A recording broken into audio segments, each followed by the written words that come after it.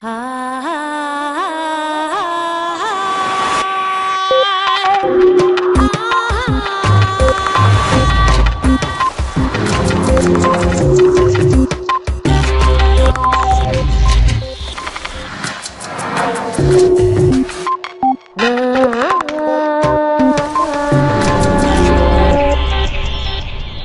eres humano, no puedes obviar el bienestar animal. Marian Stam Dawkins. El bienestar animal está en boca de todos, y en un país como el nuestro forma parte incluso del debate de la esfera política. Pero, ¿sabemos si las demás especies animales gozan verdaderamente de bienestar? La experta en comportamiento animal Marian Stam Dawkins afirma que tendemos a creer que lo que es bueno para nosotros también lo es para los otros animales. Y advierte de que esto no es necesariamente así. En este capítulo de Redes, Stam Dawkins charla con Punset sobre la necesidad de contrastar científicamente lo que sabemos acerca de la calidad de vida de los animales. Y en su sección, Elsa Punset nos enseña cómo, en nuestra evolución, los humanos estamos ampliando nuestra capacidad de empatía, incluso hacia otras especies.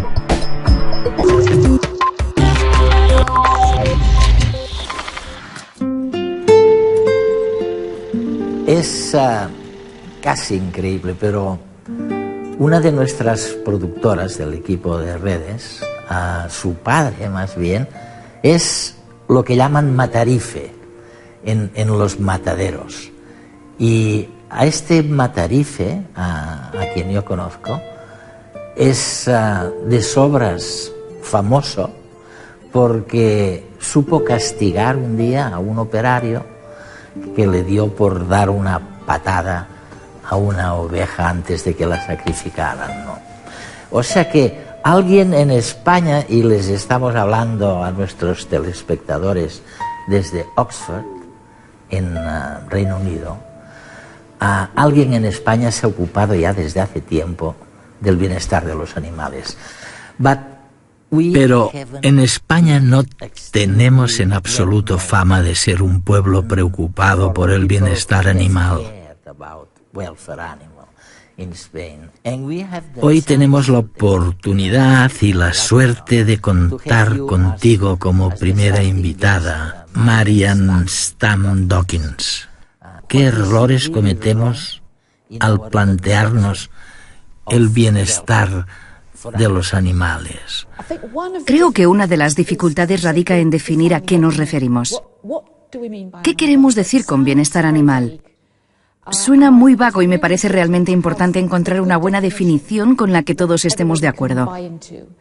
En mi opinión, una manera de definirlo es decir que el bienestar animal consiste en que los animales estén sanos y tengan lo que quieran.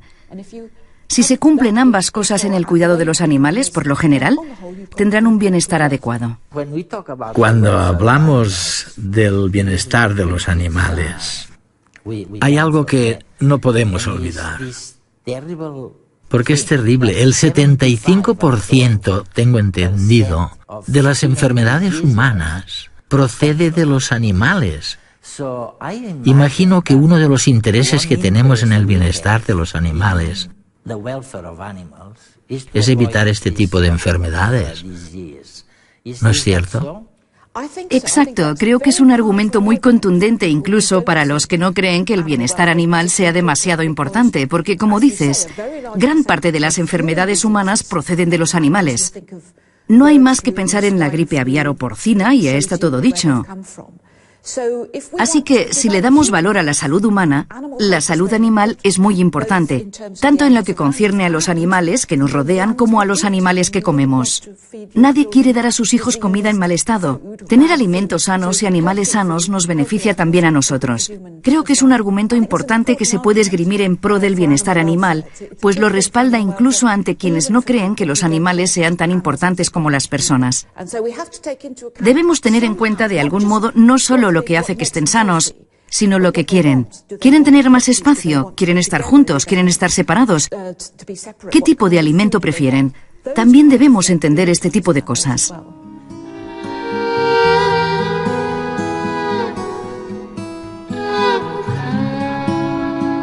¿Qué prefiere una vaca lechera? ¿Pastar a campo abierto? o comer pienso en un sitio cerrado.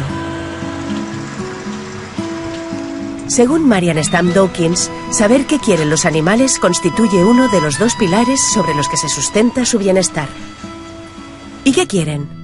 A menudo nos dejamos llevar por nuestras creencias y emociones y pensamos que si algo nos beneficia como humanos, eso también les irá bien a los animales. A esta tendencia de atribuir cualidades humanas a los demás animales se la denomina antropomorfismo. Pero a menudo las investigaciones muestran resultados para nada esperados, que pueden incluso contradecir lo que creemos que beneficia a los animales. Por este motivo, Stam Dawkins sostiene que hace falta mucha más base científica que el mero argumento antropomórfico cuando hablamos de bienestar animal. Entonces, ¿cómo podemos averiguar científicamente qué quieren los animales? Veámoslo con el ejemplo de la vaca. Parecería lógico pensar que, de poder elegir, la vaca optaría por salir al aire libre, puesto que esa es la alternativa más natural. Para averiguarlo, en un experimento, se dio a las vacas de una granja a escoger entre salir al pasto o comer pienso en un cobertizo. Se hizo durante unos días tras ser ordeñadas. Los resultados mostraron que las vacas eligieron el cobertizo casi el doble de veces que el pasto, incluso pudiendo cambiar de un sitio al otro libremente. De manera parecida, podemos estimar qué quieren los animales ofreciéndoles opciones a elegir. También se pueden exponer a algún alimento u objeto desconocidos o cambiarlos de entorno. Se puede hacer repetidas veces y observar cómo reaccionan y si muestran signos de adaptación. Otro método consiste en observar y monitorizar su actividad. Las acciones de un animal pueden decir mucho de sus preferencias en cuanto al hábitat, comida, rutas, área de distribución. En cualquier caso, saber qué quieren los animales no deja de ser una tarea difícil. Entre otros motivos, porque los animales no siempre responden igual ante un mismo estímulo y pueden cambiar de opinión.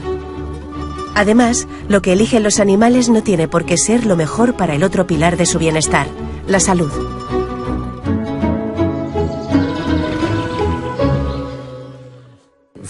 Bueno, en tus escritos he leído que, por ejemplo, cuando una gallina incuba huevos, pasa hambre. Puede pasarse sin comer una semana entera. Pero si vas allá y le ofreces comida, aunque haya perdido peso durante algunos días, rechazará el alimento. Preferirá seguir incubando los huevos. ¿No es sorprendente esto? Sí, creo que es un muy buen ejemplo de que intentar averiguar lo que quieren los animales puede arrojar respuestas sorprendentes. He aquí una gallina que incuba huevos durante 21 días. No puede alejarse del nido porque sería demasiado peligroso a causa de los depredadores. Toda su fisiología cambia. No es solo que no coma, es que no quiere comer. Lo descubrimos dándole comida y constatando que no la quiere. Hasta tal punto le ha cambiado la fisiología. Con algunos animales, lo lógico sería pensar que estarían mejor fuera, que lo mejor para ellos sería estar en el exterior, libres para hacer lo que quisieran. Pero al parecer, viven menos, en general, que los que están encerrados en una casa, por ejemplo, o en un lugar como este. Es un muy buen ejemplo de que necesitamos recabar pruebas científicas para decidirlo, porque debemos analizar los índices de mortalidad de los animales en el interior y el exterior, pero también ver si en realidad quieren salir o no. Podemos llevarnos alguna sorpresa. Por ejemplo, en pleno invierno, en Reino Unido, los animales no quieren salir. En cambio, en verano sí que quieren.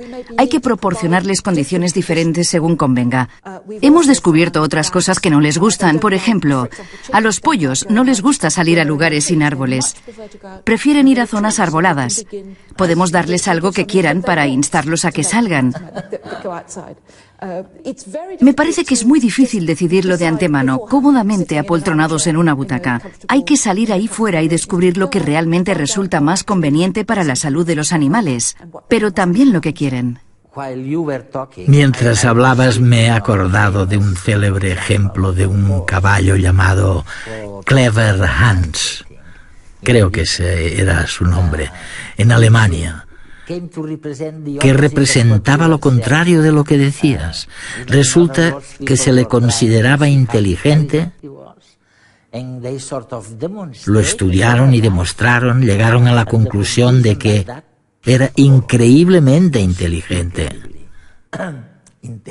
¿Cuál es la historia de Clever Hans? ¿Por qué fue tan inteligente y tan famoso? Fue famoso porque su dueño afirmaba que podía realizar operaciones matemáticas, sumas y demás. Se le podía preguntar cuánto eran 2 más 2 y golpeaba los cascos sobre el suelo 4 veces. Si se le pedía que hiciera una resta o una multiplicación, la hacía. Parecía un genio matemático. Fue necesario un profesor alemán llamado Oskar Pfungst para demostrar que lo que hacía el caballo era realmente muy inteligente, pero no guardaba relación alguna con las matemáticas. Captaba las pistas de la persona que tenía al lado. Si esa persona pensaba que la respuesta era 5, el caballo ofrecía la respuesta de 5. Si pensaba que la respuesta era 3, el caballo daba la respuesta de 3. Lo que hacía era muy inteligente. Observaba cuidadosamente la conducta de alguien y se daba cuenta de que algo de esa conducta podía proporcionarle una pista sobre cuál era el número adecuado. De hecho, cuando lo veía relajarse ligeramente, sabía que se trataba del número correcto. Se percató, fue suficientemente listo como para darse cuenta que si al detectar esa pequeña señal de relajación en su acompañante, dejaba de golpear el suelo, obtenía un terrón de azúcar. Era una estrategia muy perspicaz, pero no tenía nada que ver con las matemáticas. Es indiscutible lo que hemos avanzado en desentrañar qué nos pasa por dentro a los humanos. El progreso científico nos está desvelando lo que se esconde tras nuestro comportamiento, detrás de nuestra inteligencia y de nuestras emociones. Pero ¿sabemos qué les pasa por dentro a los demás animales? Aquí esto se complica, entre otras cosas porque la comunicación con las demás especies no es sencilla. En consecuencia, es muy complicado averiguar de modo objetivo, sin dejarnos arrastrar por nuestro torrente emocional, si los animales gozan de bienestar. Pero además, pese a todos los avances, todavía nos quedará una gran incógnita por resolver, un reto enorme: la conciencia. Todavía hoy apenas sabemos nada de la conciencia, de la nuestra. Y si la conciencia humana sigue siendo un misterio, ni qué decir tiene la de los animales. Nuestro cerebro es muy distinto al de los animales. Me refiero, por ejemplo, a que una de las cosas más extrañas del cerebro humano es que acumulamos los distintos cambios evolutivos que al final nos han convertido en quienes somos. Esa es la verdad. Es muy interesante porque mencionas la evolución del cerebro, y los cerebros evolucionan añadiendo piezas, por así decirlo. Tenemos gran parte del cerebro en común con los reptiles, pero se han ido añadiendo otras funciones. Así que en algunas cosas somos distintos, pero seguimos compartiendo muchas de las antiguas conexiones evolutivas. Tenemos mucho en común, pero también hay nuevas funciones, la mayor parte de las cuales están asociadas con el lenguaje y con nuestra capacidad de hablar, de comunicarnos con palabras. ¿No debería eso llevarnos a pensar que debemos investigar para ver si son conscientes? La conciencia es el mayor misterio de la biología. Conocemos muchas otras cosas, pero la verdad sea dicha, no entendemos en absoluto la conciencia. Tampoco entendemos en qué momento de la evolución surgió. Si entendiéramos el concepto en nosotros mismos, si supiéramos cuándo el cerebro humano cobró conciencia, eso nos ayudaría. Nos daría pistas sobre cómo es un cerebro consciente y cómo es un cerebro inconsciente. Pero ni siquiera lo entendemos en nosotros mismos. Sería esperable pensar que estudiar a las personas que recuperan la conciencia tras una anestesia nos permitiría responder a preguntas como ¿cuándo cobramos conciencia? ¿Qué hace el cerebro tras la anestesia para recuperar la conciencia? Pero ni siquiera entendemos eso, y menos aún la diferencia entre lo que nos hace conscientes y lo que no. Además, hacemos un montón de cosas de modo inconsciente. Exacto. Tareas como conducir un coche o tocar un instrumento las realizamos sin que entre en juego del todo la conciencia. Creo que si entendiéramos mejor nuestra propia conciencia, podría darte una respuesta más coherente. Es gracioso porque... ¿Verdad que les dirías o aconsejarías a nuestros amigos que vigilaran con mayor detenimiento lo que los demás sienten o hacen? Bueno, es un tema muy interesante porque tenemos lenguaje y por ende podemos utilizar palabras para comunicarnos. Otros animales carecen de lenguaje y deben observarse unos a otros con detenimiento. Por ejemplo, los caballos están pendientes del resto porque uno de ellos puede haber detectado un foco de peligro. Tienen que mirarse unos a otros porque tal vez deban salir corriendo a la vez. Así que se han acostumbrado a observar a los depredadores y al resto de su especie y quizás sean mejores a la hora de percatarse del lenguaje corporal que nosotros, que debemos aprender conscientemente a usar el lenguaje corporal, porque en lugar de eso recurrimos casi siempre a las palabras. Crecí en un entorno rural, en el campo. De pequeño recuerdo que me entretenía observando la actividad de los animales y me divertía imitándolos. ¿Conocen, por ejemplo, el canto de la perdiz?